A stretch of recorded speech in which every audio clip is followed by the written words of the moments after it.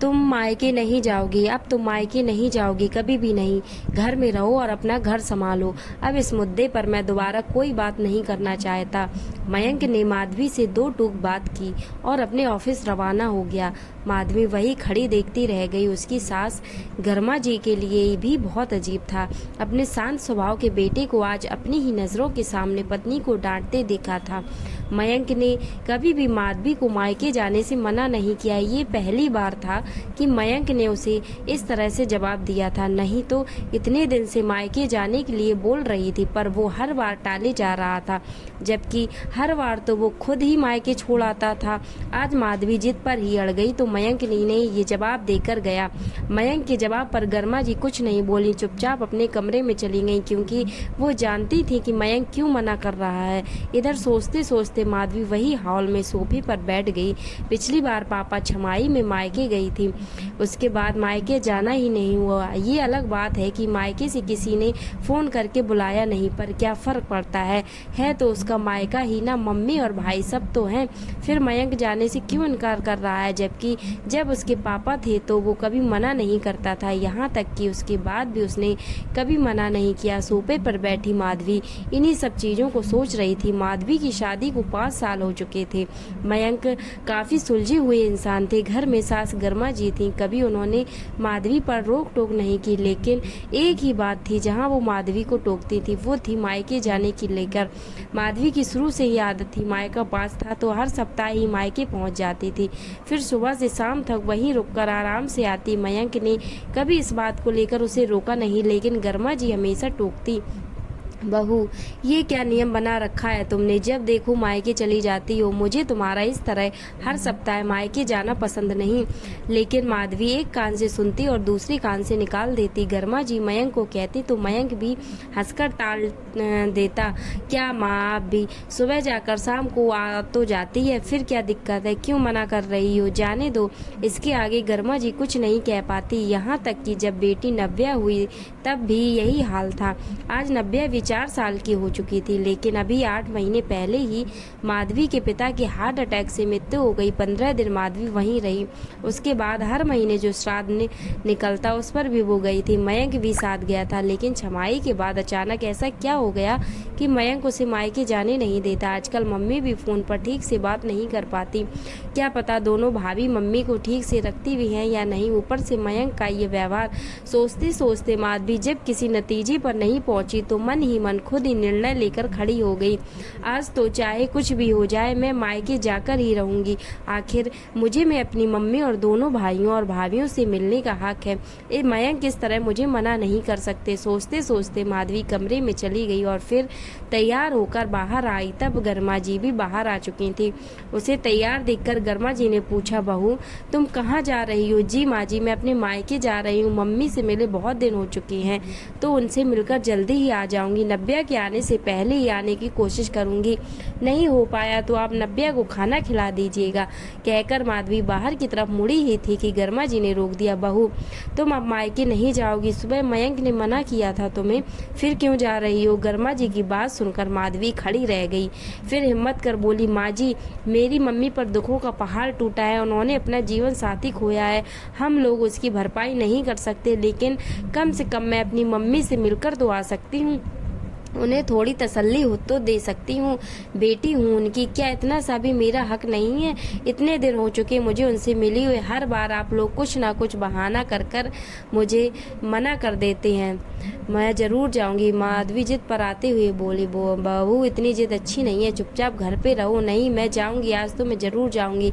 बस कहकर माधवी ज़बरदस्ती घर से बाहर निकल गई। इधर गर्मा जी को कुछ भी समझ नहीं आया तो उन्होंने मयंक को फ़ोन लगा दिया और ये बता दिया कि माधवी जबरदस्ती मायके रवाना हो गई है। ठीक है माँ, मैं देखता हूँ, कहकर मयंक ने फ़ोन रख दिया। इधर कुछ देर बाद माधवी अपने मायके पहुँच गई, लेकिन घर पर ताला लगा हुआ था। उसने मम्मी का फ़ोन ट्राई भी किया, लेकिन मम्मी ने फ़ोन नहीं उठाया। तभी वहीं पास में रहने वाले उसके चाचा जी ने उसे देख लिया और उसे आवाज़ लगाकर बोले, अरे माधवी बेटा, घर पर कोई नहीं है, इधर हमारे यहाँ आ जाओ। चाचा जी की बात सुनकर माधवी उनके घर चली गई। जब वह गई तो चाची जी ने चाय नाश्ता परोसते ही कहा, अरे माधवी बेटा आज तो बहुत दिनों बाद आई, अब तेरी सास की तबीयत कैसी है? चाची जी की बात सुनकर माधवी हैरान होकर बोली, मैं समझी नहीं चाची जी। अरे तेरी सास सीढ़ियों से गिर गई थी ना, इसलिए तो तू इतने दिन से नहीं आ रही थी, उसी बारे में पूछ रही हूँ। अब तो तेरी सास ठीक है ना? चाची जी ने उसे समझाते हुए कहा। सुनकर माधवी हक्की बक्की रह गई। भला उसकी सास को कब चोट लगी? आपको किसने कहा चाची जी कि मेरी सास को चोट लग गई है? मैंने तो कुछ बोला ही नहीं।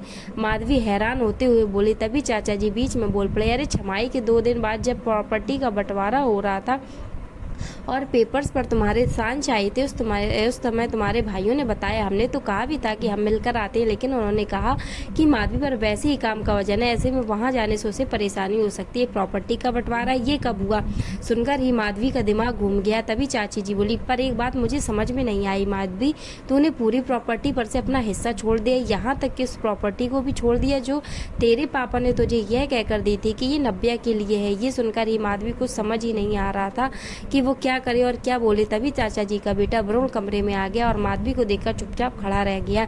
यह देखकर चाची जी बोली, अरे वरुण, माधवी आई है, हमेशा तो उसे देखकर खूब हंसी मजाक करता है, आज चुपचाप क्यों खड़ा हो गया? तभी माधवी बोली, चाचा जी मैं चलती हूँ, नब्या के आने का समय हो गया है, माँ जी उसे संभाल नहीं पाएंगे। कहकर वो बाहर आने लगी तो वरुण बोला, रुको माधवी, मैं भी तुम्हें बाहर ऑटो स्टैंड तक छोड़ देता हूँ। कहकर वरुण उसके साथ ही बाहर आ गया और दोनों वहां से पैदल ही ऑटो स्टैंड के लिए निकल पड़े। ऑटो स्टैंड पर पहुंचने के बाद उससे बोला, माधवी तुम यहाँ क्या कर रही हो? मुझे तो लगा था कि अब तुम मायके ही नहीं आओगी, आखिर तुम्हारे परिवार वालों ने तुम्हारे साथ कितना गंदा व्यवहार किया है। मयंक जी तो बहुत गुस्सा हो रहे थे, यहाँ तक कि तुम्हारे घर पर आकर लड़कर भी गए हैं। आखिर तुम्हारे जीते जी तुम्हारे परिवार वालों ने तुम्हारा डेथ सर्टिफिकेट तक मैं ये बात अपने मम्मी पापा को नहीं बता पाया, पर यकीन नहीं होता कि ताई जी ने भी उनका साथ दिया अपनी ही बेटी को। कहते कहते वरुण चुप हो गया। उसकी बात सुनकर माधवी के पैरों तले जमीन खिसक गई। तभी वरुण बोला, आज शायद जमीन के रजिस्ट्रेशन के लिए गए होंगे, इसलिए घर पर कोई नहीं। अब माधवी को समझ में आ रहा था कि मयंक उसके मायके जाने के लिए क्यों मना कर रहा था, और इसलिए आजकल उसकी मम्मी भी फ़ोन पर उससे ज़्यादा बात नहीं करती, बस फ़ोन उठाते ही उन्हें फ़ोन रखने की जल्दी होती। माधवी को कुछ समझ नहीं आया तो उसने अपनी मम्मी को दोबारा फ़ोन लगा दिया, लेकिन इस बार उसकी मम्मी ने फ़ोन उठा लिया। अरे माधवी बेटा, मैं भी मंदिर आई हूँ, तुझसे बाद में बात करती हूँ। कहकर वो फ़ोन रखने ही वाली थी कि माधवी ने कहा, मम्मी मंदिर में हो ना, तो अपनी मरी हुई बेटे की आत्मा की शांति के लिए भोग ज़रूर लगा देना। सुनते ही कुछ पल के लिए उसकी मम्मी बिल्कुल शांत हो गई। फिर जब दोनों तरफ ही मौन हो गया तो उसकी मम्मी बोली, देख बेटा, मैं मेरे दोनों बेटों के नाम पर प्रॉपर्टी कर रही हूँ, आखिर तुझे प्रॉपर्टी देने का क्या फ़ायदा? प्रॉपर्टी तो तेरे साथ तेरे ससुराल चली जाएगी, आगे चलकर तेरे भाइयों को तेरे बच्चों की शादी में भात तो देना ही पड़ेगा, ऊपर से मेरी जिम्मेदारी भी तो मेरे बेटे ही उठाएंगे। तू फिक्र मत कर, तुझे जो कुछ ना मैं जरूर दूंगी, मुझे आपका कुछ भी नहीं चाहिए, आप रखिए अपनी प्रॉपर्टी को। जिस माँ के लिए उसकी बेटी ही मर गई, उसकी प्रॉपर्टी का मैं क्या करूँगी? कहकर माधवी ने गुस्से में फ़ोन रख दिया और वहीं रोड पर रोने लग गई।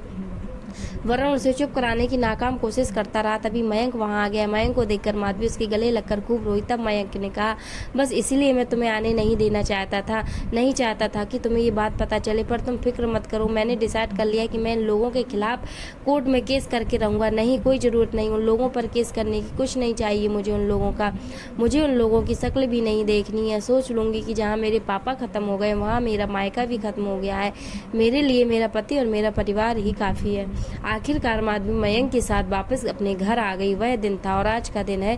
माधवी कभी मायके नहीं गई। उसकी मम्मी ने आकर उसे मनाने की कोशिश की, लेकिन माधवी ने हमेशा के लिए हाथ जोड़ लिए। कैसी लगी ये स्टोरी? मैं कमेंट